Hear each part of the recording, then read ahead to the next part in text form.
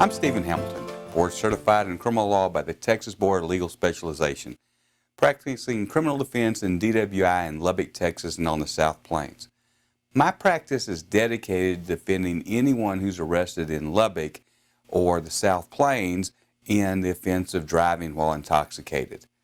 I'm also the author of the book, The Texas DWI Guide. I wrote this book to help folks understand the law and ensure that they know their rights and how they can protect their future. You can download a free copy of my book at the end of this video tip. You're not required to consent to field sobriety tests. Remember, even though you've passed the intoxicator or the breath test on the field, you can still be arrested for a DWI if an officer feels that he has probable cause to suspect that you've lost the normal use of your mental or physical faculties. You cannot lie to the police officer, but you do have the right to remain silent. Don't tell him what you had to drink or how much.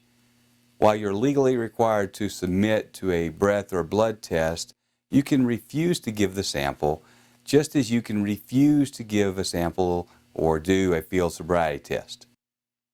You may be arrested anyway, but it's going to be much harder to prove that probable cause existed if you refuse to do anything. Even if you do consent to field sobriety tests and are arrested based upon your performance, we're trained in these tests. We actually know what they mean and what they don't mean. And we can show that the way that they're done in Texas don't necessarily mean that they can use them to prove that you're intoxicated. Let's look at the 3 ways in which an officer can attempt to test your mental or physical faculties. The first one is called the HGN, or Horizontal Gaze Nystagmus Test. The second is the walk and turn. And the third is the one-leg stand. These so-called tests do not actually prove anything. At every single DWI trial where I'm defending a client, I subpoena the police officer to bring his training manual and ask him to show me exactly where it says that if I make a mistake on my walk and turn or any of the other tests, that it means that I've lost the normal use of my mental or physical faculties. They can't do it. Why? Because it's not in there.